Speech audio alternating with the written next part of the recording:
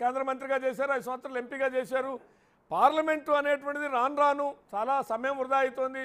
సరే, ఆయన స్పీకర్ గారు కూడా చెప్పారు, గల్లీ ధర్నాలకి ఉద్యమాలకి లోక్సభలో జరిగే నిరసనలకి తేడా ఉండాలి, ఇవన్నీ బాగానే ఉన్నాయి. కానీ ఇందాక పుల్లారావు గారు చెప్పినట్టు ఆ బిట్టర్ అంటే ఒక రకమైనటువంటి వైరుధ్యం, ఆ బిట్టర్నెస్ ఉన్నప్పుడు మరి అనుకున్నంతగా సజావుగా సభ జరగటం కానీ, సమయం వృధా కాకుండా ఉండటం కానీ, ప్రజా సమస్యల మీద సజావుగా చర్చలు జరిగే అవకాశం కానీ, రాహుల్ గాంధీ మీ నాయకుడు కూడా మాట్లాడారు, ఇండియా కూటమికి కూడా ప్రజల గొంతు వినిపించే దానికోసం కొంత టైం ఇవ్వాల్సి ఉంటుంది అనేటువంటిది.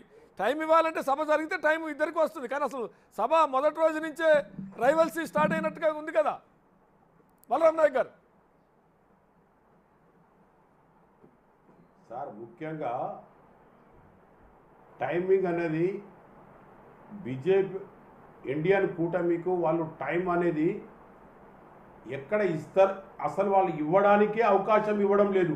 చిన్న చిన్న పార్టీలు ఉన్నాయే, వారికి మాట్లాడేందుకే అవకాశం ఇవ్వడం లేనప్పుడు ఇండియా కూటమికి టైం ఎక్కడ ఇచ్చారు? మరి ఇవాళ రాహుల్ గాంధీ మాట్లాడిన తర్వాత సీనియర్ నాయకులు చాలామంది ఉన్నారు, కూర్చొని స్పీకర్ గారే అంటున్నారు ఏదో ఒకరికి ఇద్దరికి ఇస్తే. మరి అలాంటప్పుడు ఇండియన్ కూటమిలో ఎంతోమంది ఉన్నారు, సీనియర్స్ నాయకులు ఉన్నారు, వాళ్ళకేమైనా టైం ఇచ్చిండ్రా? లోగడ 5 సంవత్సరాలు ఏ విధంగా ప్రభుత్వం జరిగింది, మనం ఎన్ని అమెండ్మెంట్ తీసుకొచ్చాం, ఎన్ని బిల్స్ చేసుకొచ్చాం. ఇలా పుల్లారావు గారు సీనియర్ వ్యక్తి అంటున్నారు నమస్కారం పెట్టలేదని. ఏం నమస్కారం సార్? కరోనా టైంలో ఎవరైనా పలకరించారా? దేశంలో మొత్తం కరోనా వచ్చి ఈ దేశంలో బీదవాళ్ళైతే ఆ రోజుల్లో కూడా నోట్లు బందీ చేశారు, నోట్ల మార్పిడి చేశారు కరోనా టైంలో. మరి ఇలాంటి పరిపాలన చేసినప్పుడు వారికి నమస్కారం అనేది వాళ్ళు నేర్పాలి. సంస్కారం నేర్పినప్పుడే నమస్కారం అనేది వస్తుంది. వాళ్ళ సంస్కారమే లేదు, నమస్కారం ఎట్లా వస్తుంది సార్? ఫస్ట్ రోజులు కాకముందే స్పీకర్ గారు పిఎం గారు ఒక మీటింగ్ పెట్టాలి ప్రతిపక్షాలతోని, పెట్టించి పిలిపించి ఒక పార్టీ ఇస్తారు, ఫేర్వెల్ పార్టీ ఇచ్చారనుకోండి, చాలామందికి పిలిపించి మళ్ళా పార్లమెంట్లో పిలిపించి ఎన్ఎక్సీలో చేస్తారు. అది పిలిపించి ఎక్కడైనా కూర్చునబెట్టి పార్లమెంట్లో కూర్చునబెట్టి డిప్యూటీ స్పీకర్ ఏ విధంగా చేద్దాం, హౌస్ కమిటీ చైర్మన్ ఏ విధంగా చేద్దాం, స్పీకర్ ఏ విధంగా చేద్దామని అది విచారించాలి. అది ఎవరికైనా చేయని. మేము ఉన్నప్పుడు యూపీఏ గవర్నమెంట్ ఉన్నప్పుడు మాకున్నప్పుడు మేము ఇచ్చాం.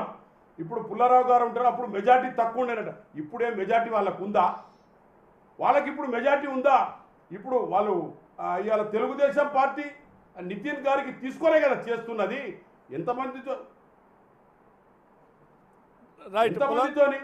వాళ్ళకి తీసుకునే కదా చేస్తున్నది. ఇవాళ ఆగండి సార్, ఒక్క నిమిషం మాట్లాడండి. మాకు 250తో నడిపించారు, 300తో నడిపించారు. ఇవాళ తీసుకో ఒక మెంబర్ను తీసుకున్నట్టే. ఆ రోజుల్లో కూడా మేము డిప్యూటీ స్పీకర్, అది కూడా ట్రైబల్కి ఇచ్చాం. మీరా కుమారి గారు స్పీకర్గా ఉన్నప్పుడు ఆమె టైమింగ్ కూడా ఇచ్చేది, డిప్యూటీ స్పీకర్కు టైం ఎక్కువ ఇచ్చేది సభ నడిచినప్పుడు. మా దగ్గర గౌరవం లేదని లేదు, మేము గౌరవం ఇస్తాం, గౌరవం తీసుకుంటాం. కాబట్టి ఇప్పటి వరకు కాంగ్రెస్ పార్టీ ఇన్ని సంవత్సరాలుగా గిరిజన, హరిజన, బడుగు, బలహీన వర్గాలతో ఉంది కాంగ్రెస్ పార్టీ. ఏ రోజు వీళ్ళు ఎమర్జెన్సీ మొన్నటి దాకా ఎక్కడెక్కడ జరిగినాయి, ఎన్ని పార్టీలు మా కూలగొట్టి వీళ్ళు చేశారు అనేది ఏర్పడతలేదా ప్రజలకు? మాకు 400 వస్తాయి, మాకు 400 వస్తాయని ఇలా అన్నారు. మరి అది అది మాకు మోసం చేసినట్టు కాదా ప్రజలకు? రైట్, బలరాం నాయక్ గారు మీ దగ్గరికి వస్తే ఒకసారి 400 వస్తాయని 400 వచ్చిందా బీజేపీకి?